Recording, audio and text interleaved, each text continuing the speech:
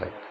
ఘనమైన తండ్రైన దేవునికి నా హృదయపూర్వక నిండు స్తోత్రాలు చెల్లిస్తూ మరోసారి దేవుడిచ్చిన మహాకృపను బట్టి మరలా దేవుని యొక్క మాటలు వినే భాగ్యాన్ని దేవుడు మనకు ప్రసాదించాడు.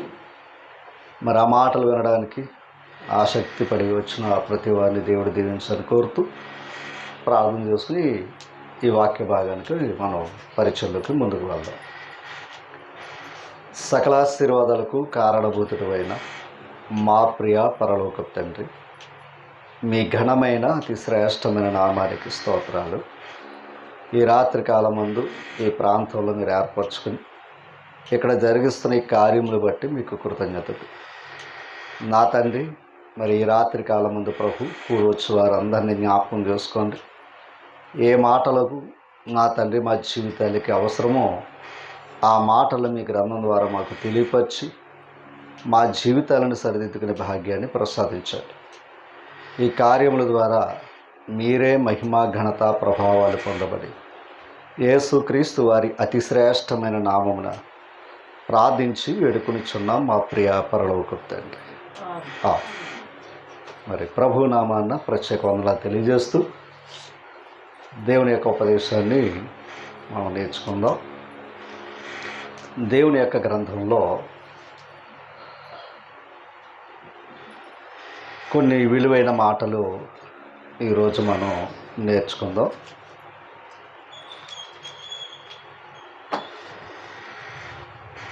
యెషయా గ్రంథం 8వ అధ్యాయంలో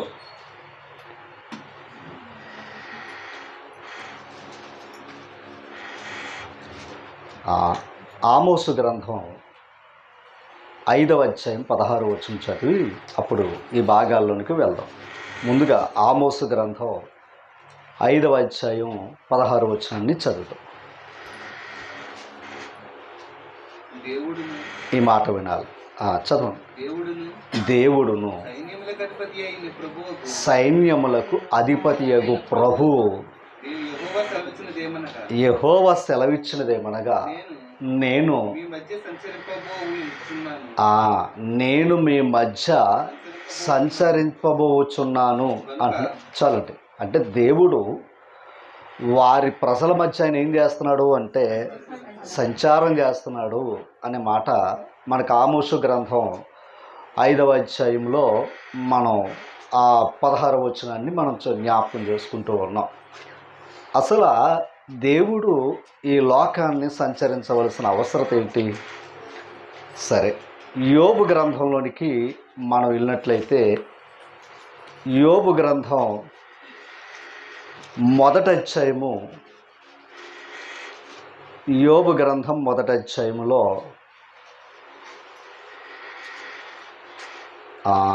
1వ అధ్యాయము 6వ వచనాన్ని చదువుతాం. యోబు గ్రంథం 1వ అధ్యాయము 6వ వచనాన్ని చదువుతాం. దేవదూతలు యెహోవా సన్నిధిని నిలుచుటకే వచ్చిన దినం ఒకటి తటస్థించారట. అంటే ఒక విధంగా చెప్పాలంటే దేవదూతల మీటింగ్ అంటది దేవుని సన్నిధిలో. ఆ దినమున అది ఇక్కడ ఒక ప్రత్యేకమైన వ్యక్తి మనకి కనపడుతూ ఉన్నాడు. ఒక ప్రత్యేకమైన వ్యక్తి మనకి ఇక్కడ కనపడుతూ ఉన్నాడు. వాడెవడయ్యా అంటే అపవాది. దాని అర్థం ఏంటయ్యా అంటే మనకు అపాయం కలిగించటానికి వాడు వాదిస్తూనే ఉంటాడు. ఎవరి దగ్గర? దేవుని దగ్గర అనమాట. మనకు అపాయం కలిగించడానికి ఎప్పుడు నిరంతరం కూడా ఆది నుండి కూడా వాడు ఉంటూనే ఉన్నాడట. చదువుతా మాట. అపవాదియగు వాడు అంటే దేవదూతలతో కలిసి వచ్చాడట. ఎక్కడికి? దేవుని సన్నిధికి వచ్చాడట. తర్వాత యెహోవా నీవు ఎక్కడి నుండి వచ్చితివని వానిని అడుగగా అపవాది ఈ మాట వాడు భూమి మీద అది ఓకేనా, భూమి మీద ఇటు అటు తిరుగులాడుచు అందులో అది అంటే ఇప్పుడు అపవాది ఈ భూమి మీద ఏం చేస్తున్నాడు అంటే అటు ఇటు సంచారం చేస్తున్నాడంట. వాడు అపవాది సంచారం చేస్తున్నాడట. ఎవరో? అపవాది. ఈ సంచారం చేస్తూ వస్తే తర్వాత మాట చదువుదాం. యెహోవాకు ప్రత్యుత్తరం ఇచ్చెను. అందుకు యెహోవా అంటే నువ్వు ఇదంతా సంచరిస్తున్నావు కదా, ఇవన్నీ కూడా నువ్వు సంచరిస్తున్నావు కదా, ఈ సంచరించినప్పుడు దేవుడు ఏమన్నాడంటే యోబు గారిని సంగతి నీకు తెలుసా అని అడిగాడంట అతన్ని. ఎవరిని? అపవాదిని. అంటే ఆయనకి తెలుసనే కదా. దేవునికి తెలుసు, అపవాదికి తెలుసు. గమనించాలి. నరుడు ఒకటి దేవునికి నరుడు తెలుసు, అపవాదికి నరుడు తెలుసు. విచిత్రం ఏంటయ్యా అంటే నరుడికి అపవాది అంటే ఎవరో తెలియదు, దేవుడు ఎవరంటే ఇంకా అసలు తెలియదు. ఓకేనా? రైట్. ఇక్కడ చూస్తే ఇందాక మన ప్రారంభంలో మాట చదువుకున్నాం. యెహోవా అంటే దేవుడు ఏం చేస్తున్నాడో ప్రజల మధ్య ఏం చేస్తున్నాడు? సంచరిస్తున్నాడు అని మనం ఇందాక చదువుకున్నాం. అసలు దేవుడు ఎందుకు సంచరించాలి? పరలోకంలో ఉన్న ఆయన అసలు ఈ లోకానికి వచ్చి ఎందుకు సంచరించాలి అనేది మనకు ప్రశ్న వచ్చింది. ఎందుకు సంచరించవలసి వచ్చిందని ప్రశ్న వేసుకుంటే గమనించాలి. దేవుడేమో మనల్ని రక్షించేవాడు, అపవాదేమో మనల్ని బాధ పెట్టేవాడు, లేదా సమస్యల్లో ఒక విధంగా చెప్పాలంటే గెంటేవాడు. ఇప్పుడు వాడు సంచరిస్తున్నాడు కనుకే దేవుడు సంచరించవలసి వస్తుంది. ఓకేనా? ఎవరు సంచరిస్తున్నాడు? అంటే కీడు చేసేవాడు సంచరిస్తున్నాడు, అలాగే దేవుడు కూడా ఏం చేస్తున్నాడు? సంచరిస్తున్నాడు. ఓకేనా? ఇప్పుడు చదువుదాం. ఇప్పుడు ఆ మాట చూడండి. అతడు అది ఎవరో దేవుడు ఏమడిగాడు? యోబుని చూసావా? నువ్వు మొత్తం అటు ఇటు తిరిగావు కదా, ఆ తిరుగులాటలో యోబు అనే భక్తుని చూసావా అని దేవుడు అపవాదితో మాట్లాడుతున్నాడు. అతడు యథార్థవర్తనుడు, న్యాయవంతుడనై దేవుని యందు భయభక్తులు కలిగి చెడుతనను విసర్జించిన వాడు భూమి మీద అతని వంటి వాడు ఎవ్వడు. అంటే దాని అర్థం ఏంటి అంటే అప్పటి కాలంలో యోబు అంత నీతిమంతుడు మరొకడెవడో కూడా లేడని దేవుడే ఆ భక్తుడి గురించి అపవాది దగ్గర చెప్పాడట. వాడేం చేశాడు అంటే నీచవు గనక నిన్ను భక్తి కలిగి ఉంటాడు, అవన్నీ తీసేస్తే నిన్ను దూషించి వాడు నీకు దూరం అవుతాడనే సంగతి చెప్పాడు. అయితే దేవుడు అతన్ని పరీక్షించడానికి అపవాదికి అప్పగించటం అనేది జరిగింది. సరే, ఈ మాటలు మనం ఎరిగిన వారమే. అయితే ఇక్కడ దేవుడు సంచరించవలసిన పరిస్థితి ఉంది ఒకటి. రెండవది అపవాది కూడా ఏం చేస్తున్నాడు? సంచరిస్తున్నాడు. ఎందుకు సంచరిస్తున్నారు అంటే యోబు గ్రంథం 28వ అధ్యాయం. యోబు గ్రంథం 28వ అధ్యాయం 3వ వచనాన్ని చదువుతాం. మనుషులు దేనికి అంతం కలుగు చేయగలరు? అది అంటే చీకటిని వేరు చేయగలరంట మనుషులు. తర్వాత చూడండి, గాఢాంధకారములో మరణాంధకారములో ఉండు రత్నములను వెదుకుచు వారు భూమి అంతముల వరకు ఏం చేస్తున్నారు అంటే విధంగా చెప్పాలి, ఈ రత్నాల కోసం రాసుల కోసం మనుషులు ఏం చేస్తున్నారు? భూమి అంతం వరకు కూడా అంటే మనుషులు కూడా ఏం చేస్తున్నారు? భూమి అంతం వరకు కూడా మనుషులు సంచారం చేస్తున్నారు. ఓకేనా? మనుషులు ఏమయ్యారు? సంచారం చేస్తున్నారు. తర్వాత జనులు తిరుగు స్థలమునకు చాలా దిగువగా మనుషులు సొరంగము త్రవ్వుదురు, వారు పై సంచరించు వారి చేత మరుబడు. ఒక మాట చెప్పాలంటే బొగ్గుగానే జ్ఞాపకం చేసుకుంటూ చాలు. సొరంగాలు తవ్వుతూ వెళ్తారు, పైన ఎవరున్నారో సంగతి వీళ్ళకే తెలీదు. అంటే పైన ఉన్నవారు సంచరిస్తున్నారు, లోపల ఉన్నవారు కూడా ఏం చేస్తున్నారు? ఈ సంచరించటోళ్ళు దేనికయ్యా అంటే విలువైన సంపదను సంపాదించుకోవడానికి. 24వ వచనం కూడా చూద్దాం ఒకసారి. 24వ వచనం. ఆయన ఈ మార్చడు, ఆయన భూమి అంతముల వరకు. అది ఎవరో? దేవుడు. మనుషులు ఏం చేస్తున్నారు? అంటే భూమి అంతా కూడా వీళ్ళు ఏం చేస్తున్నారు? సంచరిస్తున్నారు. జగత్తు మనుషులేమో భూమి అంతము వరకు కూడా ఏం చేస్తున్నారు అంటే సంచరిస్తున్నారు. అపవాది కూడా ఏం చేస్తున్నాడు? సంచరిస్తున్నాడు. ఎందుకంటే ఎవడు దొరుకుతాడని చూస్తున్నాడు. ఆడికి బంగారం వెండితో పనేమీ లేదు, కానీ ఎవరు కావాలయ్యా అంటే మనుషులే కావాలి ఆడికి. ఇప్పుడు అపవాది సంచరిస్తున్నాడు, ఇప్పుడు దేవుడు కూడా ఏం చేస్తున్నాడు? ఆయన చూస్తున్నాడు, సంచరిస్తున్నాడట. గమనించాలి మరొకసారి. ఆయన భూమ్యాంతముల వరకు చూచుచున్నాడు, ఆకాశము క్రింద దానంతటిని తెలుసుకునిచున్నాడు. ఎవరో? దేవుడు. ఓకేనా? ఇది తెలుసుకున్నాడు. అసలు దేవుడు మనుషులను భూమ్యాంతముల వరకు ఎందుకు విస్తరించాడు? ఆయన దానియేలు గ్రంథం 12 అధ్యాయం. దానియేలు గ్రంథం 12 అధ్యాయం.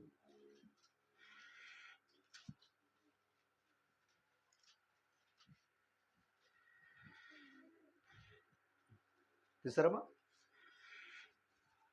దానియేలు గ్రంథం 12 అధ్యాయం 4వ వచనం చదవండి. 4వ వచనం. దానియేలు దానియేలు అంటే దేవుని భక్తుడు. ఈ మాటలను మరుగు చేసి అంత్యకాలము వరకు ఈ గ్రంథాన్ని ఏం చేయమన్నాడో? ముద్రించు అన్నాడు. తర్వాత చాలామంది ఆ మనుషులు నలుదిశల సంచరించటం వల్ల వాంటర్థం అది మనుషులు సంచరించటం వల్ల దేవుడు ఏం కోరాడయ్యా అంటే తెలుగు నేర్చుకుంటారేమో అని. మన బిడ్డ చూడండి, ఇంట్లో ఉండని చెప్పాడు తెలుగు రాదు, బయటికి వెళ్ళరా అంటాం. వాడు ఆడుకోవడం వల్ల లేదా వాడు ఉన్న పరిస్థితులు బట్టి ఏం నేర్చుకుంటాడో?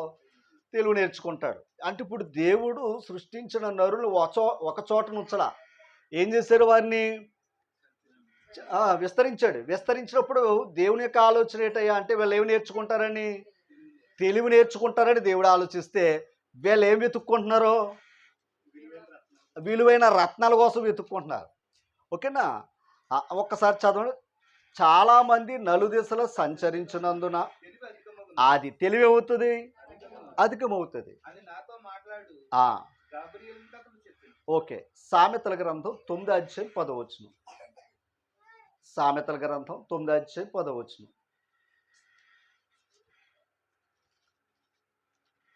చూసారా?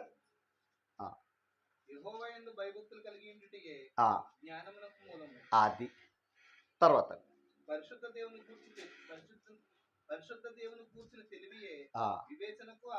అది మంచి మాట. మరొకసారి చదువుదాం చూడండి.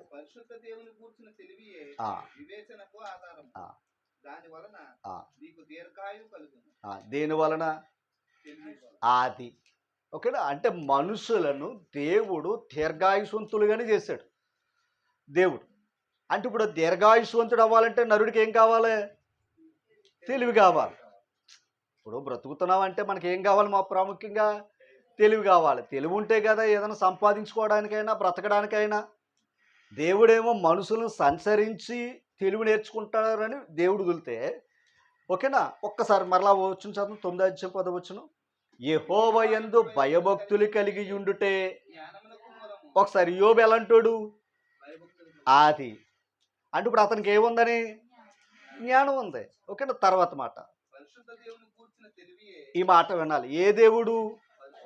మరలా దానికి కూడా క్వాలిటీ ఉంది. దానికి కూడా క్వాలిటీ ఉంది. మనుషుడే మంచివాడు ఉన్నాడు, చెడ్డవాడు ఉన్నాడు. అలాగే బంగారమే అసలు ఉంది, నకిలీ ఉంది. అలాగే దేవుడు ఏ దేవుడు అంటే అక్కడ అన్నాడు పరిశుద్ధ. ఆ మాట పరిశుద్ధ దేవుని గూర్చిన తెలివియే అదనమాట. అంటే ఇదంతా చెదిరిన మానవ జాతి తెలుగు సంపాదించుకుని ఆ దైవం యందు భయభక్తులు ఉంచుతారని ఆయన అనుకుంటే, నరుడు ఏం సంపాదించుకున్నాడో? అమ్మ, నరుడు ఏం సంపాదించుకున్నాడో? ఒక మాట. అదే సామెతల గ్రంథం 8వ అధ్యాయంలోకి వెళితే అక్కడే చూడండి. అక్కడే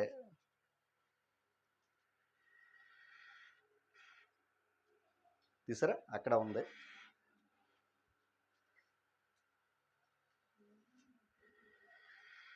పదవ వచనం చదవండి. వెండికి ఆశపడక ఉపదేశమును. అంటే ఇప్పుడు ఏది గొప్పదే? దేనికంటే? వెండి కంటే. మేలిమి బంగారమును ఆశింపక. అది ఏం పొందమంటున్నాడు దేవుడు? బంగారం గొప్పదా తెలివి గొప్పదా అంటే మనుషులకు బంగారమే గొప్పది, తెలివి అనేది గొప్పది కాదు.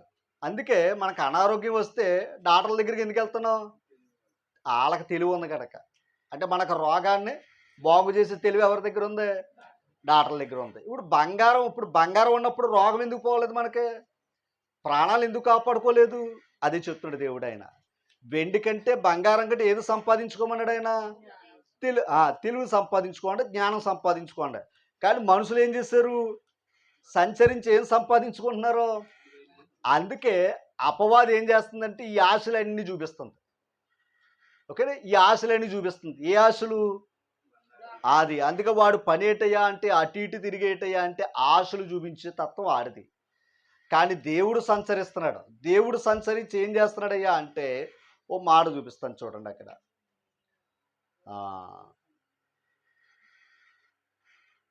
యెషయా గ్రంథంలోకి ఇప్పుడు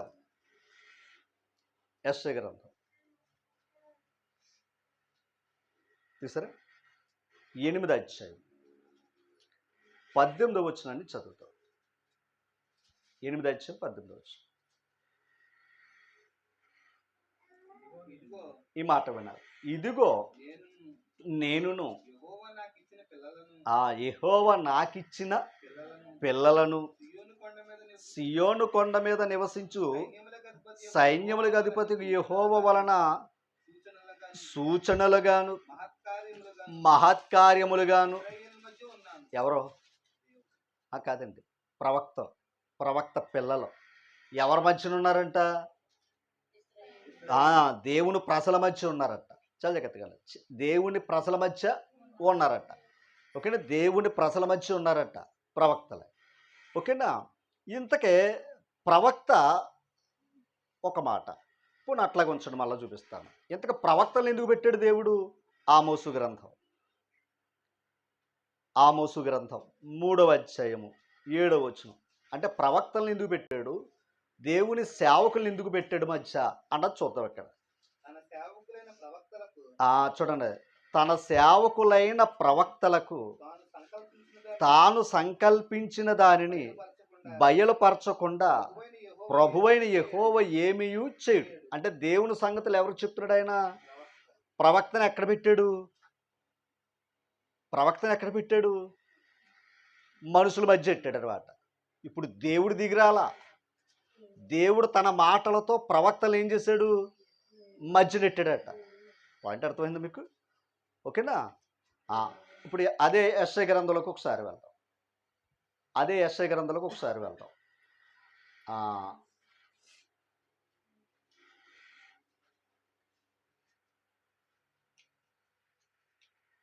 యిర్మీయా గ్రంథం 37వ అధ్యాయం. యిర్మీయా గ్రంథం 37వ అధ్యాయం 4వ వచనం. అప్పటికి వారు యిర్మీయాను అంటే గమనించాలి. అతను ఎవరో? ఒక ప్రవక్తకి దేవుని సంగతులు ఏం చేస్తున్నాడు? ఆయన తన ఉపదేశాన్ని, తన మాటలు చెప్తున్నాడు. ఆ చెప్పేవారిని ఎవరి మధ్య ఉంచాడు? ప్రజల మధ్య ఉంచాడు. ఇప్పుడు ఆ ప్రజలు ఆ భక్తులు ఏం చేస్తున్నారు చూడండి. అప్పటికి వారు అంటే ఇంకా ఆయన బంధించలేదు. అంటే తర్వాత ఏం చేస్తారని అర్థం. అది ఎందుకంటే నీతి చెప్పాడు కనుక అలాంటి నచ్చాడు లోకానికి.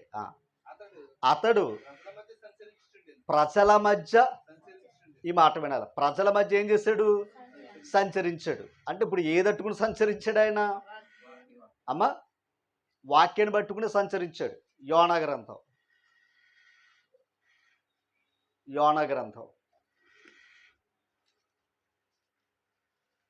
తీసుకున్న వారు ఎవరైనా పేజీ నెంబర్ చెప్పండి అయ్యా.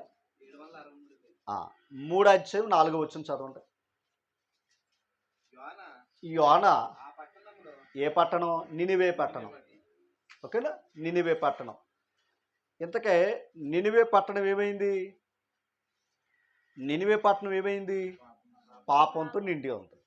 అంటే ఇప్పుడు పాపంతో ఉన్న పట్టణాన్ని ఏం చేయాలని దేవుడి ఉద్దేశం? బాగు చేయాలి. ఓకేనా? ఆ మాట చెప్తున్నాడు. ఇప్పుడు 3వ అధ్యాయము 4వ వచనం చదవండి. యోనా ఆ పట్టణములో ఒక దిన ప్రయాణమంత దూరమున సంచరించుచు ఇక అంటే ఒక దినాన్ని ప్రయాణం చేశాడంటే ఆ పట్టణంలో. అంటే విధంగా చెప్పాలంటే సగం దూరం వెళ్ళాడు ఆయన లోపలికి. పట్టణం అది. ఓకేనా, ఒక రోజు ప్రయాణం చేశాడంట పట్టణంలో. అంటే విధంగా చెప్పాలంటే మధ్య. ఓకేనండి, మొత్తం పట్టణం అంతా తిరగలేదు ఆయన. ఒక విధంగా చెప్పాలంటే మధ్య ఒక దినాన్ని ప్రయాణం చేసి ఆ మధ్యకి వెళ్ళాడంట, పట్టణం మధ్యకి వెళ్ళాడంట. తర్వాత ఇక 40 దినములకు నినివే పట్టణము నాశనమగునని ప్రకటన చెయ్యగా, ఒకసారి ఏం చెప్తాడో, వెళ్ళి ఆ పట్టణం దగ్గరికి వెళ్ళేమంటున్నాడు, నాశనం అవుతుంది అన్నాడు. నాశనం అవుతుంది కనుక మీరు ఏం చేయమంటున్నాడో ఆ తర్వాత చూడండి.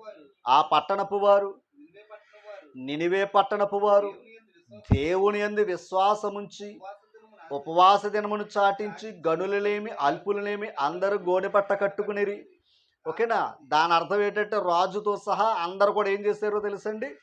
8వ వచనం, ఒకవేళ దేవుడు మనసు త్రిప్పుకుని పశ్చాత్తాప్తుడై మనము లయము కాకుండా తన కోపాగ్ని చల్లార్చుకును గనుక మనుషులు ఏదియు పుచ్చుకొనకూడదు, పశువులు కానీ ఎద్దులు కానీ గొర్రెలు కానీ మేత మేయకూడదు, నీళ్ళు త్రాగకూడదు అని చెప్పారట. ఓకేనా, ఇప్పుడు ఏం చేశాడు రాజు, అసలు మనం ఉపవాసంతో ఉండాలి, మన పట్టణం ఇంత పాపంలో ఉంది, దేవుడు కోపంతో ఉన్నాడో కనుక మనం మారు మనసు పొంది దేవుని వైపు తిరిగి ప్రార్థన చేసి మన లోపాలు సరి చేసుకుంటే దేవుడు ఒకవేళ ఏం చేస్తాడు, మనల్ని క్షమిస్తాడేమో అని ఏం చేశారు, వాళ్ళు ప్రార్థన చేశారు. అంటే ఇప్పుడు ఒక ప్రవక్త ఆ ప్రాంతానికి వెళ్ళి ఏం చేశాడు, అది దేవుని యొక్క మాటలు ఏం చేశాడు, సంచరించి ప్రకటిస్తున్నాడు. ఇప్పుడు ప్రకటన ఏమైంది, విన్నవారు ఏమయ్యారు, మారు మనసు పొందారట. ఇంచుమించు ఎంతమందో తెలుసండి, 4:11 4:11 అయితే 120,000 కంటే ఎక్కువై, అర్థమైందండి, 120,000 కంటే ఎక్కువ, అంత జనాంగం ఆ పట్టణంలో ఉన్నారట. అంటే ఇప్పుడు ఆ పట్టణాన్ని కాపాడడానికి దేవుడు ఎవరిని పంపాడు, అది ఇప్పుడు ఆయన సంచరించాడు అనుకుంటున్నారు వాళ్ళు, కానీ ఇప్పుడు ఎవరు సంచరిస్తున్నారు అక్కడ, అదనమాట. దేవుడు తన ప్రజలను ఏం చేసుకుంటున్నాడో, ఎలా ఆయనకి ఇచ్చిన మాటల ద్వారా సంచారం చేస్తున్నాడు ఆయన. ఓకేనా, యెహెజ్కేలు గ్రంథం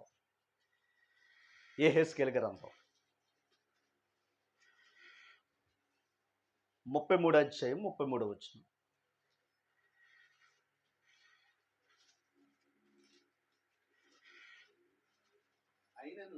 చూడండి. అయినను ఆ మాట నెరవేరును, అది నెరవేరగా ప్రవక్త ఒకడు తమ మధ్య ఉండినని, అంతే. వాళ్ళు మారరో తర్వాత, కానీ దేవుడేం చెప్తున్నాడు అక్కడ, వారి మధ్య ఉన్నాడు. అంటే ప్రవక్త ఉన్నాడంటే ఇందాక చెప్పుకున్నా, ప్రవక్తకి ఇచ్చిన మాటలు ఎవరే, అదనమాట. ఇప్పుడు ఆ మాటలు అక్కడ ఉన్నాయంటే దేవుడు వారి మధ్య ఉన్నాడు, దేవుడు వారి మధ్య సంచరిస్తున్నాడు కనుక అది వినకపోయినా వారి మధ్య ఎవరు ఉన్నారని అర్థం, దేవుడు ఉన్నాడు అని చెప్తున్నాడు అనమాట. దానికి అర్థమైంది. మత్తయి ఒకసారి యోబు గ్రంథం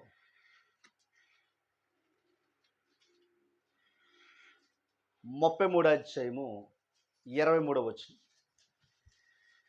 యోబు గ్రంథం 33:23 ఈ మాట విన, నరులకు యుక్తమైనది ఏదో, ఆ యుక్తమైనది ఏదో అది ఎవరికి చెప్పాలి, నరులకు చెప్పాలి. ఓకేనా, దానిని నరునికి తెలియచేయటానికి అండలించండి. వేలాది దూతలలో గనుడగు ఒకడు, అంటే వేలాది దూతలలో గనుడగు ఒకడు ఎవరికే, నరుడికి ఏమై ఉండాలంట, మధ్యవర్తి అయి ఉండాలి. అంటే దేవునికి నరుడికి ఏమై ఉండాలి, ఆ మధ్యవర్తి ఏం చేస్తున్నాడు, దేవుని సంగతులు చెప్తున్నాడు. అందుకే ఇందాక మనం ప్రవక్తల గురించి మాట్లాడుకున్నాం. యెషయా ప్రవక్త, తర్వాత ఇర్మియా ప్రవక్త, యెహెజ్కేలు ప్రవక్త, యోనా ప్రవక్త గురించి చెప్పుకున్నాం. వారి మధ్య ఉన్నారు. మధ్య ఉండి ఎవరి సంగతులు చెప్పారు, వారికి దేవుని సంగతులు చెప్పారు. ఓకేనా, ఇప్పుడు ఆ సంగతులు వారికి యుక్తమైనవి, యుక్తమైనవి. అది వాళ్ళు అంగీకరిస్తారో అంగీకరించరో అది వాళ్ళ ఇష్టం. కానీ దేవుడు గమనించాలి. దేవుని సంగతులు ఏం చేస్తున్నాడు ఆయన? తెలియపరుస్తున్నాడు. అంటే ఇప్పుడు మధ్యవర్తి ఉండటం వల్ల వారికి మేల కీడ. యెషయా గ్రంథం 2 అధ్యాయం. యెషయా గ్రంథం 2 అధ్యాయం 4వ వచనం చదవండి. ఎవరో? యేసు ప్రభువారంట. ఓకేనా? చూడండి, ఆయన మధ్యవర్తి. ఒక్కసారి 3వ వచనం చదువుదాం. ఆ కాలమున సియోనులో నుండి ఏ శాస్త్రం?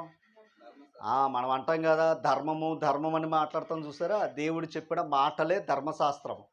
ఆ ధర్మశాస్త్రము యెరూషలేములో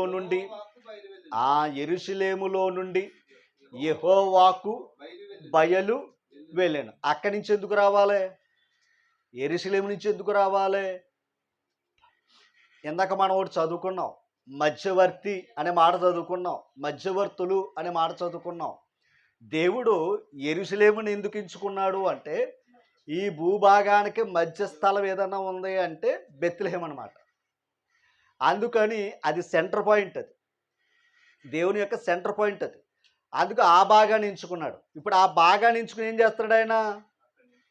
అది ఏదేను తోటలో నరుణ్ణి నిర్మించిన వాడు ఎలాగైతే ఆయా దేశాలకు విస్తరించాడో దేవుడు, ఓకేనా, అలాగే యెరూషలేములో ఉన్న ఆయన మాటలో ప్రపంచ దేశాలకు ఏం చేశాడు?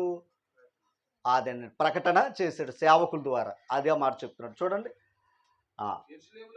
యెరూషలేములో నుండి యెహోవా వాక్కు, ఓకేనా, యెహోవా వాక్కు బయలు వెళ్ళెను. ఈ మాట చూడండి. జనములు గుంపులుగా వచ్చి, ఒకసారి వాక్ అంటే చాలా మందికి ఎలాగుంది?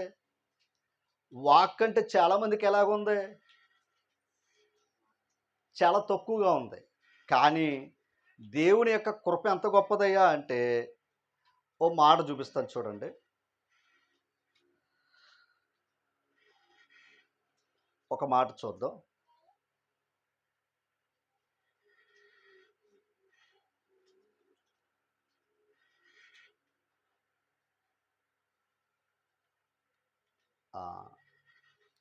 క్రింద భాగం చదవండి, చెప్తాను. క్రింద భాగాన్ని జనములు గుంపులుగా వచ్చి యాకోబు దేవుని మందిరమునకు, యెహోవా పర్వతమునకు మనము వెళ్ళుదుము రండి. ఆయన తన మార్గముల ఏం చెప్తాడంటే, ఆయన మార్గం గురించి చెప్తాడు తప్ప మతం గురించి చెప్పడైనా. మతమేమో మనుషుడు చెప్తాడు, దేవుడు మార్గం చెప్తాడు. ఓకేనా? దేవుడు మార్గం చెప్తాడు. మనుషుడు ఏమంటాడంటే, నా మతం గొప్పదని, నీ మతం గొప్పదని చెప్తూ ఉంటాడు. ఎవరో నరుడు. మతం అనేది మనుషులోంచి వచ్చింది, మార్గం అనేది దేవుడి నుండి వచ్చింది. మార్గం అనే మాటకు అర్థం ఏంటంటే వెళ్ళటం. ఎక్కడి నుంచి వచ్చావో అక్కడికి వెళ్ళటం. మతం అనేది ఇక్కడ ఎలా బ్రతకాలో చెప్పేది. ఇక్కడ చెప్పి ఇక్కడ వరకే బ్రతికేది ఏది? మత ధర్మం అనేది. కానీ దేవుని ధర్మం ఏంటయ్యా అంటే మార్గం చెప్పేది. అంటే ఎక్కడికే నువ్వు ఎక్కడి నుండి వచ్చావో మరలా అక్కడికే వెళ్ళేది. అంటే ఇప్పుడు నువ్వు ఎక్కడి నుండి వచ్చావు? అది దేవుని దగ్గర నుంచి వచ్చావు, మళ్ళీ దేవుని దగ్గరికి వెళ్ళాలి. ఆ మాట చెప్తున్నాడు. ఇంకా మీకు డౌట్ అయితే 90వ కీర్తన మొదటి వచ్చిన ఒకరు చదవండి. అంటే డౌట్ మార్గం అనే విషయాన్ని గురించి మాట్లాడితే 90వ కీర్తన మొదటి వచ్చిన, ప్రభువా చూడండి, తరతరముల నుండి మాకు నివాస స్థలము. అది ఎక్కడంటే నివాస స్థలం ఎవరో? నివాస స్థలం ఎవరో? దేవుడే. మనకి ఇక్కడ జస్ట్ వచ్చాం అంతే, మళ్ళీ తిరిగి వెళ్ళాలి. ఓకేనా? నివాస స్థలము నీవే. తర్వాత మార్చాలి. పర్వతములు పుట్టక మునుపు, భూమిని లోకమును కలుగు చెయ్యక మునుపు, యుగయుగములు, అది యుగయుగాల కూడా ఎవరు? నీవే దేవుడు. ఏ దేవుడు? పరిశుద్ధ దేవుడు. అంతేనండి. ఆ దేవుడు ఎవరయ్యా అంటే పరిశుద్ధ దేవుడు. ఓకే, ఇప్పుడు ఆయన ఎప్పటి నుంచి ఉన్నాడంట? యుగ యుగములు అన్నాడు. పర్వతాలు పుట్టక మునిపే అన్నాడు ఆయన. ఓకేనా?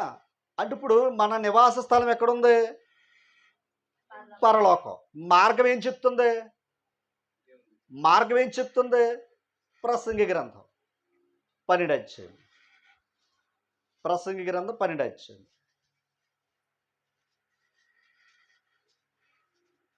చూసారా?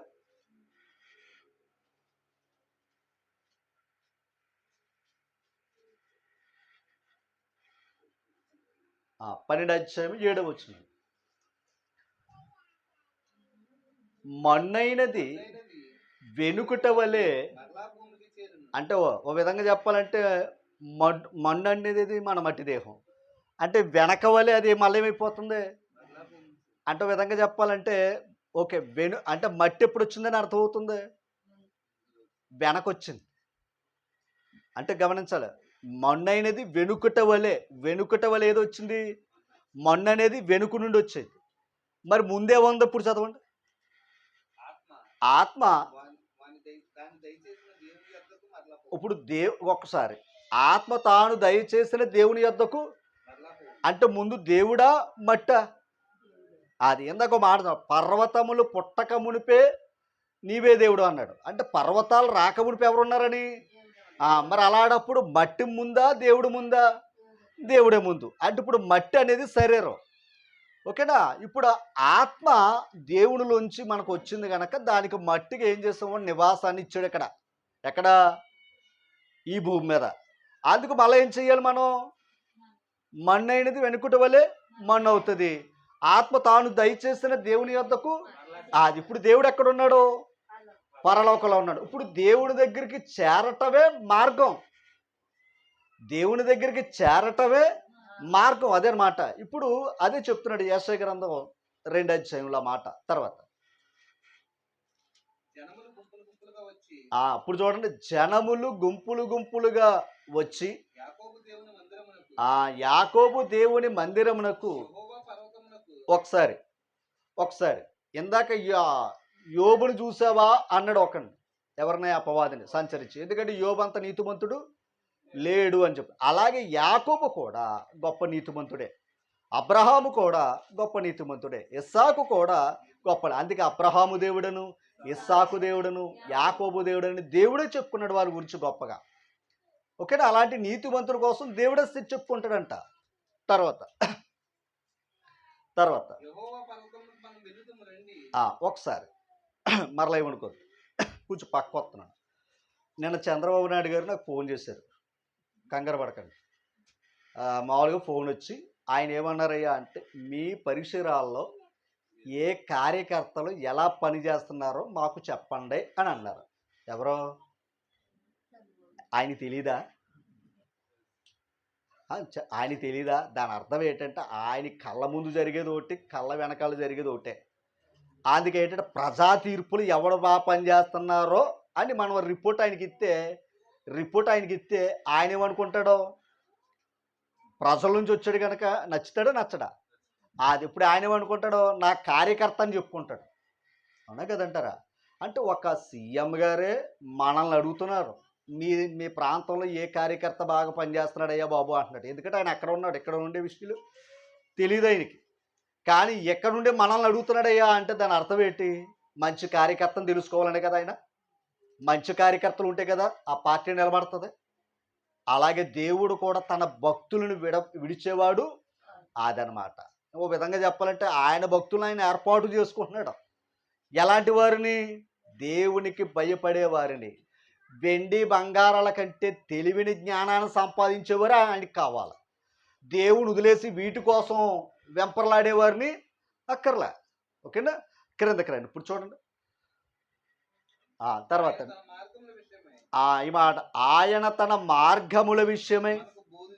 అది ఇప్పుడు ఏం చెప్తున్నాడో? మతం విషయం చెప్తా, మార్గముల విషయం ఏం చేస్తున్నాడు? బోధిస్తున్నాడు. చదవండి. బోధించుచు మనము అంతే. ఇప్పుడు ఏమడుగుతున్నాడు? ఆ బోధ వల్ల మనం ఏం చేయమంటున్నాడు? ఆయన త్రోవలో నడవండిరా బాబు అంటున్నాడు.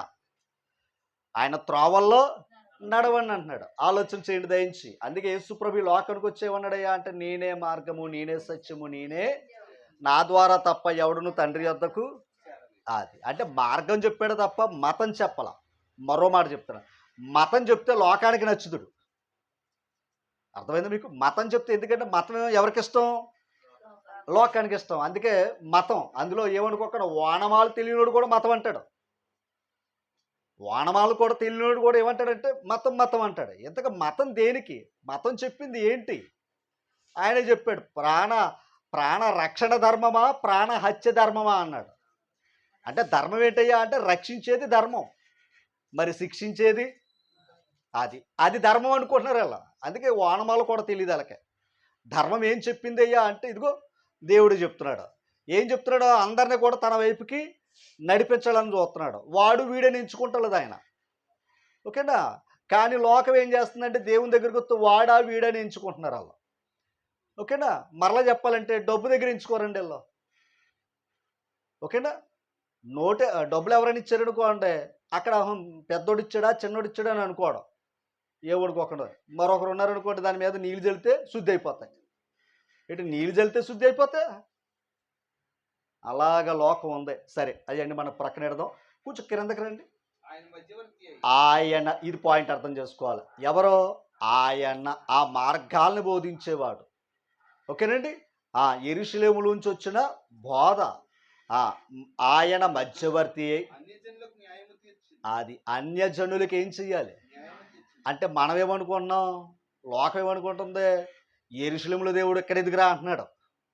యెరూషలేములో దేవుడు, ఇశ్రాయేలు దేవుడు, మనకేం పని అంటున్నాడు. ఆయన ఏమన్నాడయ్యా అంటే అన్యజనులు కూడా ఏం చేస్తున్నాడు? ఆయన తీర్పు తీరుస్తున్నాడు. దాని అర్థం ఏంటి? పరలోకం చేరడానికి కూడా ఆయన అవకాశాన్ని ఇస్తున్నాడు. అందుకే ఇందాక చదువుకున్నాం, సంచారం చేస్తున్నాడా లేదా? ఆయన సంచారం చేస్తున్నాడు. సంచారం చేసి ఆయన వాక్యం ఏం చేశాడు? లోకానికే పంపాడు. మత్తయి సువార్త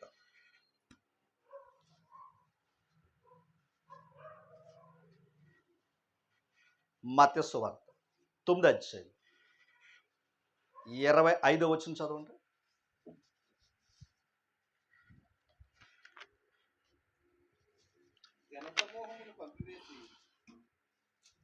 తర్వాత చదవండి. కాదండి, 9వ అధ్యాయము 35వ వచనం. క్షమించాలి, అంటే కొంచెం కాంతి తక్కువగా ఉంది ఇక్కడ. యేసు వారి సమాజ మందిరములలో బోధించుచు, ఆయన ఒకసారి యేసుప్రభు ఏం చేస్తున్నాడు చెప్పండి? సమాజానికి మొదట ఏం చేస్తున్నాడు? బోధ. ఎందుకంటే ఇందాక చదువుకున్నాం, మార్గం విషయంలో బోధిస్తున్నాడు ఆయన, అంతే. మత విషయం కాదు. మరో మత విషయం బోధించాలనుకోండి యెరూషలేములోనే ఉండాలి ఆ బోధ. మనం ఏమనుకుంటాం? మన దేశ బోధ ఇంకోటి కాదంటాము మనం. ఎందుకంటే మత బోధ. అందుకు ఇంకొకటి పెట్టాం. అవసరం ఉద్యోగానికి ఇంకొకటి దగ్గరికి వెళ్తాం. డబ్బు కావాలంటే ఇంకొకటి దగ్గరికి వెళ్తాం. కానీ దైవం దగ్గరికి మాత్రం ఇంకొకటి దగ్గరికి వెళ్ళాం. అవసరం ఆపరేషన్ మాత్రం పారనెల్లని చేయించుకుంటారు. మరి రామారావు గారు ఎక్కడ చేయించుకున్నారు? మరి తెలుగుదేశం కదా. అంటే మరలో భావించగలరు, తెలుగుదేశం ఉన్నప్పుడు తెలుగులో ఎవరు చేయలేదే అంటే దాని అర్థం ఏంటి? బెటర్ ఎక్కడ ఉంది అది. ఎందుకంటే అందులో వారు నైపుణ్యత కలిగిన వ్యక్తులు. అందుకని అక్కడికి వెళ్ళి ఆయన ఏం చేయించుకున్నాడు? ఆపరేషన్ చేసుకుని వచ్చాడు. కొంతకాలం బతికాడు కదా ఆయన. అయ్యా అంటే ఆపరేషన్ వచ్చినప్పుడు తెలుగోడే చేయాలన్నది లేదేంటి? కానీ దైవం దగ్గరకు వచ్చాక తెలుగోడికే దేవుడా అని తెగులు పుట్టించారు మనుషుల్లో. కిందకి రండి. అది యేసుప్రభుడు ఏం చేస్తున్నాడు? బోధ. ఓకేనా? మార్గం విషయంలో బోధ. రాజ్య సువార్తను ప్రకటించుచు, అంటే చూడండి, ప్రతి విధమైన రోగమును, ప్రతి విధమైన వ్యాధిని ఏం చేస్తున్నాడు ఆయన? అంతే కదా. యేసుప్రభు దగ్గరికి ఎక్కువ శాతం వచ్చేది ఎవరు? అనారోగ్యంగా ఉన్న వాళ్ళు వస్తారు. ఆ వ్యాధి వచ్చిన తర్వాత యేసుప్రభులు ఇంత గొప్పవాడు ఉన్నాడా అని అప్పుడు తెలుసుకుంటున్నారు. ఏది రాకుండా ఎవరు కూడా లేదండి, అది సహజమేది. అక్కడే ఈ మాట విన సమస్త. ఇందాక యోనా గారు ఎక్కడికి వెళ్ళారు?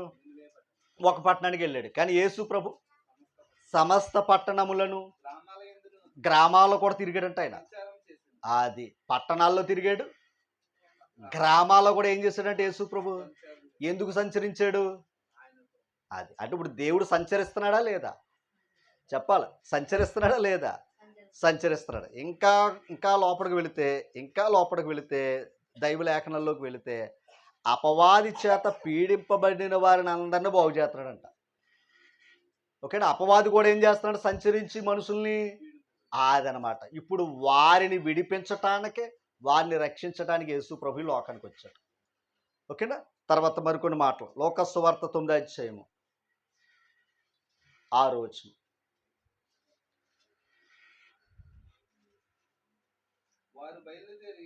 చూడండి, వారు బయలుదేరి, ఎవరో? యేసు ప్రభు శిష్యులు, యేసు ప్రభు వారు శిష్యులు, వారు బయలుదేరి అంతటా ఏం చేశారంట? సువార్తను ప్రకటించి ఆ రోగులను స్వస్థపరచుచు ఆ గ్రామములు ఏం చేశారంట? సంచారము అంటే తిరిగారు లేదు. యేసు ప్రభువే కాదు, యేసు ప్రభుతో అపోస్తులు కూడా ఏం చేశారు? సంచారం చేశారు. ఎందుకు సంచారం చేసిరాల్లో? మరి ఇందాక మనుషులు ఏది సంచారం చేస్తున్నారో? విలువైన రత్నరాశుల కోసం సంచారం చేస్తున్నారు. కానీ దేవుడు తన ప్రజల ద్వారా, తన ప్రవక్తల ద్వారా ఏం పంపుతున్నాడో? తన మాటలు పంపి సంచారం చేస్తున్నాడు. ఓకేనా? ఆ తర్వాత అపోస్తుల కార్యాలు 8వ అధ్యాయము 4వ వచనం. అపోస్తుల కార్యాలు 8వ అధ్యాయం 4వ వచనం. చదవండి. అంటే కొంతమంది ఏమయ్యారు? ఎందుకు చెదిరిపోయారు? ఒకసారి ఎందుకు చెదిరిపోయారు అంటే 2వ వచనం చదవండి. భక్తి గల మనుషులు ఆ స్తెఫను గారిని ఏం చేశారంట? ఎందుకంటే ఆయన కూడా దేవుని యొక్క మాటలు ప్రకటిస్తే ప్రజలు ఏం చేస్తారో తెలుసా? చంపేశారు, రాళ్లతో కూడా చంపేశారంట. మనుషులకి నచ్చంది అదే. అందుకే ఇందాక ఇర్మియా గారిని కూడా చెరసాల్లో వేయక ముందు అన్నారు. అంటే తర్వాత ఏం చేశారని చెరసాల్లో వేశారు. ఓకేనా? ఇప్పుడు చూడండి, ఈ మాటలు చూడండి. అతని కోసం ఏం చేశారంట? ఏడ్చారట, బాధపడ్డారట.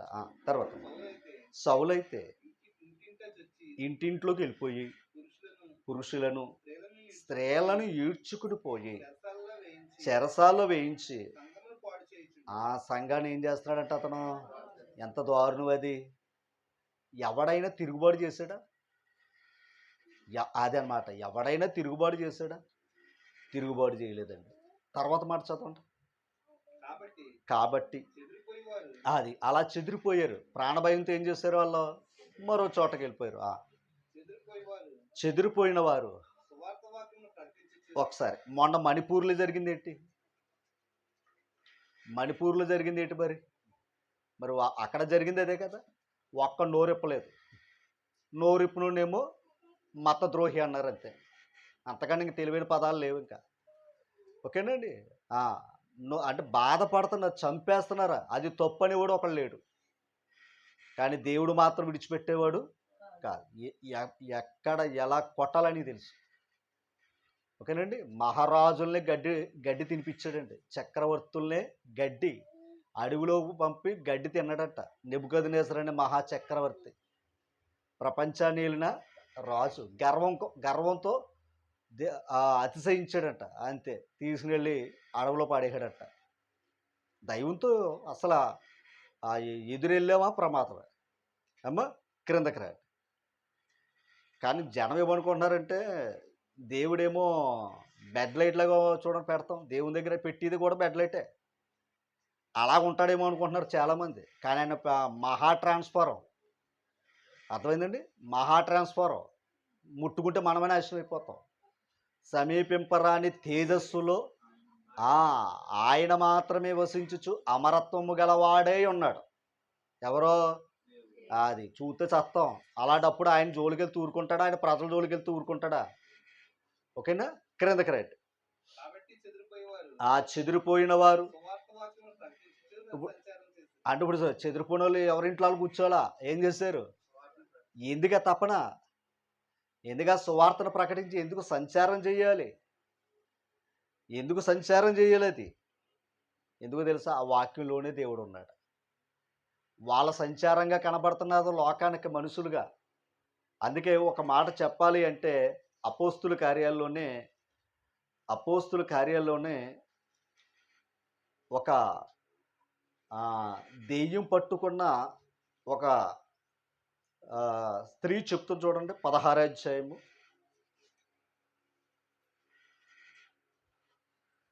17వ వచనం.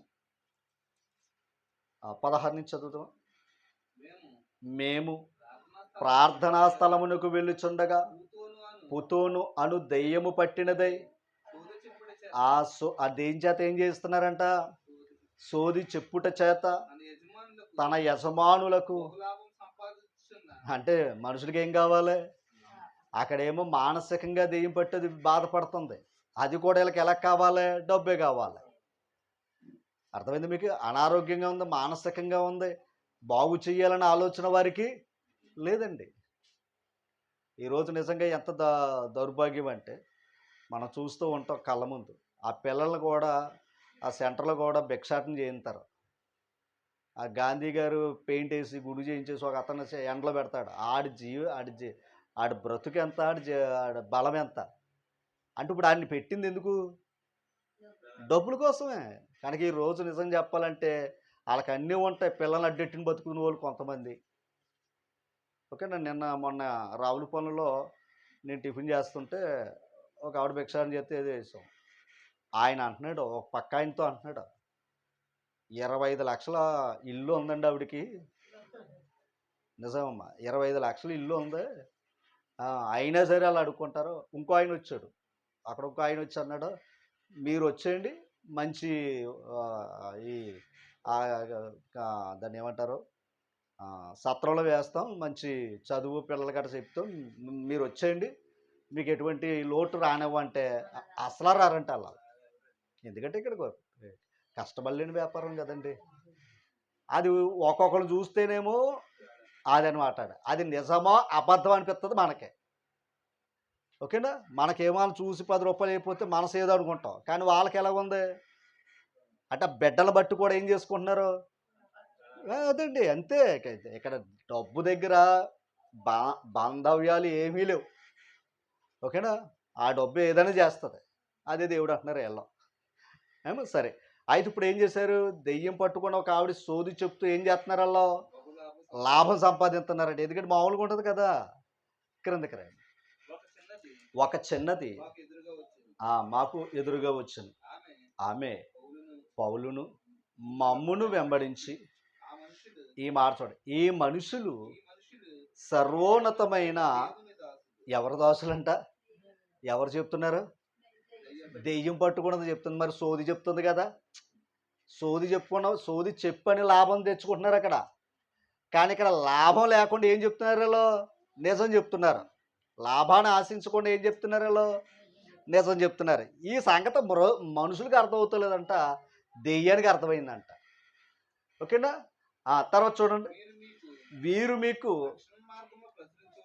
ఏ మార్గం అంట? రక్షణ మార్గము ప్రచురించువారై. అర్థమైందా మీకు ఏదన్నా? ఇప్పుడు వాళ్ళు ఏం చెప్తున్నారని చెప్తుంది? దెయ్యానికి అర్థమైందండి. ఇలా రక్షణ మార్గం చెప్తున్నారండి. ఎప్పటికీ మనుషులకు అర్థమవుతలేదు, మతం చెప్తున్నారు అంటున్నారు. ఎప్పటికీ మనుషులకు అర్థమవుతలేదు. ఏది మరి దెయ్యాలకి ఎలాగ అర్థమవుతున్నాయి? ఎందుకు తెలుసా? దెయ్యాలకి దేవుడు ఎవరో తెలుసు కనుక. కానీ నరుడికి ఏం తెలీదు, దెయ్యం అంటే తెలీదు, దేవుడు అంటే తెలీదు. అదేంటండి అని అనొచ్చు. చెప్పమంటారా?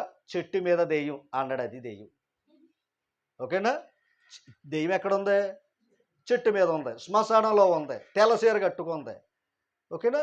ఇంకా చెప్పాలంటే రకరకాలుగా సినిమాలో చూపించే అనుకుంటున్నాడు. అసలు దెయ్యం ఎక్కడుందో తెలుసా? నీలోనే ఉంది. ఎక్కడుంది? అదనమాట. దెయ్యం ఎక్కడుందయ్యా అంటే మనలోకే వచ్చింది అది. అందుకే అది వచ్చి ఏమనుకోకండి దాని కోరికలని నెరవేర్చుకుంటుంది. అంటే ఏమనుకోకండి ఇంట్లో దెయ్యం అనుకుంటున్నారు, లేదా చెట్టు మీద దెయ్యం అనుకుంటున్నారు, కానీ ఒంట్లోనే దెయ్యం ఉందన్న సంగతి ఇది వెళ్తాం. ఓకేనా? ఒంట్లో దెయ్యం ఉందనుకోండి ఎలాగుంటుందంటే వీడి ప్రవర్తన ఎలా ఉంటుందో తెలియదు. అందుకే తల్లిదండ్రులు రెస్పెక్ట్ ఇవ్వడు, సమాజంలో మంచిగా బ్రతకడు, మూర్ఖత్వంగా బ్రతుకుతాడు. ఇంకా చెప్పాలంటే అవసరమైతే అక్రమ అన్యాయంలోనికి వెళ్తాడు. ఇవన్నీ కూడా ఎవరి చేష్టలో?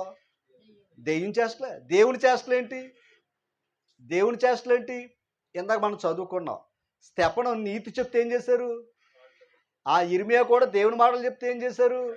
అదే మా మాట ఇందాక సౌలు ఏం చేశాడు? ఇంటింటకెళ్ళి కదా, అంత బలవంతంగా తీసుకువడుతున్నప్పుడు గమనించాలి. ఆడికి భయపడతారు లోకం. వాడి చేతిలో కత్తి ఉందని కూడా భయపడతారు, వాడి చేతిలో కర్ర ఉందని కూడా భయపడతారు. కానీ దేవుని చేతిలో ఏముందో తెలుసండి, ప్రభు చేతిలో ఏముందో తెలుసండి? ప్రేమ చూపించాడు ఆయన. ఆ ప్రేమ లోకానికి ఎలాగుంది? లోకు కింద కనబడుతుంది. ఓకేనా? ఆ క్రింద మాట చదవండి ఒకసారి. ఆ ఒక్క మాట చదువు ముగించేసుకుందాం.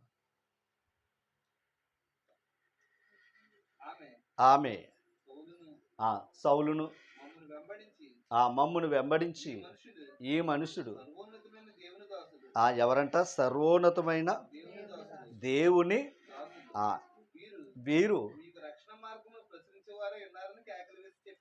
అవి చెప్తున్నాయంట. ఏమని? రక్షణ మార్గము ప్రచురించువారే తప్ప అని కేకలేస్తున్నాయంట. ఆ సంగతి వాటికి అర్థమైంది. ఓకే, అందుకే దేవుడు అర్థం అవ్వాలన్నా, దేవుడు అర్థం అవ్వాలంటే మనం దేని వెతకాలే? తెలివిని వెతకాలి. దేవుని ఏంది ఉంచాలి? భయభక్తులు ఉంచాలి. అవన్నీ కూడా ఎక్కడున్నాయి? కీర్తన గ్రంథం 119. కీర్తన గ్రంథం 119.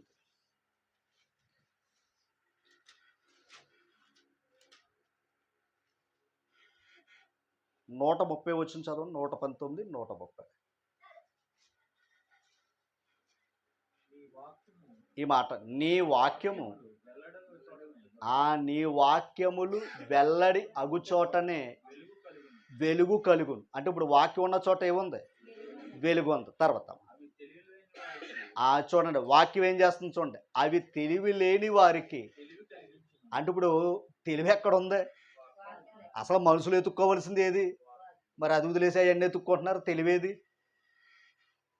అందుకే తెలివి లేకుండా ఉన్నారు. దేవునికి ఇష్టమైంది ఏది? నువ్వు బంగారు ఇస్తే ఇష్టపడతాడా? తెలివి ఉంటే ఇష్టపడతాడా? రైట్. ఇప్పుడు మన బిడ్డలకు తెలివి ఉంటే కదా మనం ఇష్టపడతాం. చెప్పాలి, మన బిడ్డలు మన తెలివి ఉంటే ఇష్టపడతామా లేదా? వాళ్ళు చూడు ఏమనుకోకండి మరలాగా. శుభ్రంగా బంగారం వేసుకున్నారు అనుకోండి, మొత్తం 10 ఉంగరాలు ఇట్టేసుకుని మెన్నండి వేసేసుకున్నానికి అది ఇష్టమా? ఏది కావాలి? వస్తువు లేకపోయినా పర్లేదు, ఏముండాలి? తెలివితేటలు ఉండాలంటాం. ఆ తెలివి ఆయన బ్రతికిస్తుంది. ఆ తెలివి కలిగిన కుమారుణ్ణి కనట తండ్రి సంతోషిస్తాడట. ఎందుకంటే తెలివి ఉంది కనుక. ఓకేనా? చివరగా ప్రసంగి గ్రంథం 2వ అధ్యాయము. ప్రసంగి గ్రంథం 2వ అధ్యాయము.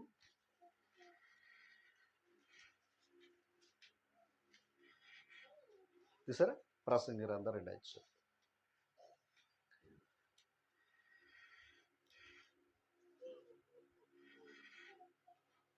26వ వచనం చదవండి.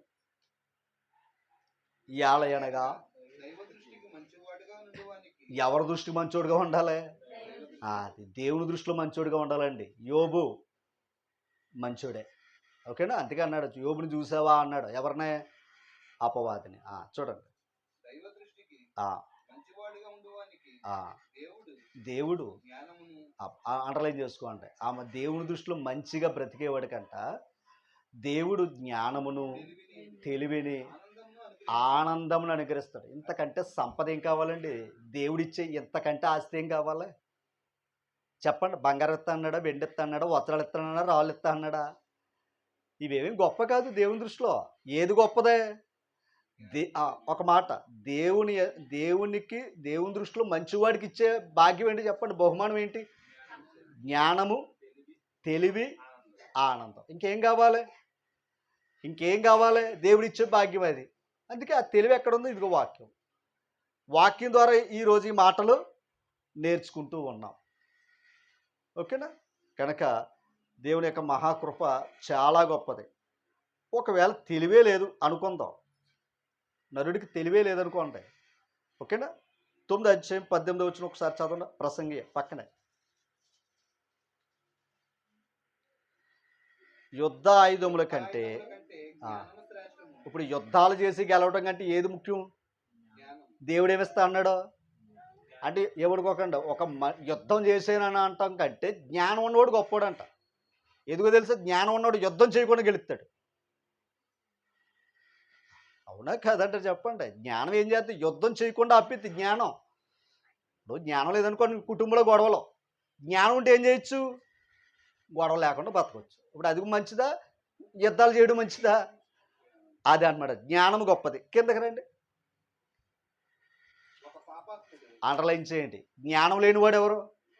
పక్కా. దేవుడన్న మాట సుమా, నేనన్న మాట కదా సుమా. ఓకేనా? ఆ! పాపాత్ముడు అనేకమైన ఏమనుకో అక్కడ ఒకవేళ పొరపాటున మన ఇంట్లో ఉన్నాడనుకోండి ఆడు. మన ఇంట్లోనే ఉన్నాడనుకోండి. మంచి పనులన్నీ ఏం చేస్తా ఉంటాడు? అది. ఇప్పుడు లోకంలో వాళ్ళు ఎక్కువైపోయారు గనుక చెరుపుతున్నారు. జ్ఞానం లేక. అంటే పాపాత్ముడు ఏం చేస్తున్నాడు? మంచి పనులన్నీ ఏం చేస్తున్నాడు? చెడగొడుతున్నాడు. ఓకేనా? ఇదిగో మంచి మాటలు చెప్తున్నాం. దీన్ని వినే మనసు ఉండదు. అవసరమైతే దీన్ని చెడగొట్టడానికి కూడా ప్రణాళికలు జరగొచ్చు. ఓకేనా? కనుక ఇది దైవ కార్యం. మరలా ఒకసారి జ్ఞాపకం చేసుకుందాం. దేవుడు ఎందుకు సంచారం చేస్తున్నాడు? అపవాది సంచారం చేస్తున్నాడుగా. అపవాది ఎందుకు సంచారం చేస్తున్నాడు? ఆల్రెడీ మనుషులందరూ భూమి అంతా కూడా ఏం చేస్తున్నారు? సంచరించి ఏం చూస్తున్నారు? లోకంలో ఉన్న వాటి కోసం ఆశపడుతున్నారు తప్ప తెలివి కోసం ప్రయత్నం చేసేవాడు లేడు. అందుకే దేవుడు తన ప్రవక్తల ద్వారా తన మాటలు ఉంచి ఆ ప్రవక్తల ద్వారా ఏం చేస్తున్నాడు ఆయన? సంచారం చేస్తున్నాడు. నేను చెప్పిన మాటలు నావి కాదు నా తండ్రివి అన్నాడు ఆయన. అపోస్తులు కూడా మా మాటలు కాదు మాకు అప్పగించిన ప్రభువు మాటలు అన్నారు. అంటే ఎవరైనా దేవుని మాట చెప్పారయ్యా అంటే అక్కడ నరుడు కాదు దేవుడు. ఓకేనా? దేవుని మాటలు ఎక్కడ ఉన్నాయి? దేవుని యొక్క సంచారం అక్కడ ఉంది. దేవుడు ఎక్కడైతే ఉంటాడో అక్కడ వెలుగు ఉంటుంది. దేవుడు ఎక్కడైతే ఉంటాడో అక్కడ తెలివి ఉంటుంది, జ్ఞానం ఉంటుంది. ఓకేనా? అలాంటి వాడు దేవుని దృష్టికి మంచివాడు. మనుషుల దృష్టిలో మంచోడు కష్టం. అర్థమైందండి? వాళ్ళు ఏం చెప్తే అది వింటేనే వాళ్ళ దృష్టిలో మంచోళ్ళం. కానీ దేవుని దృష్టిలో మంచితనం ఏంటయ్యా అంటే తెలివిని వెతికేవారు కావాలి, దైవాన్ని వెతికేవారు కావాలి, పాపాన్ని విడిచి దేవుని దగ్గరకు వచ్చేవారు కావాలి. కనుక ఈ కొద్ది మాటలు మన వెనుకలో ఫలించాలని కోరుతూ ఈ నా మాటలు ముగిస్తూ ఉన్నాను. ప్రార్థన చేసి కార్యక్రమం ఉంచుకుందాం. Thank you.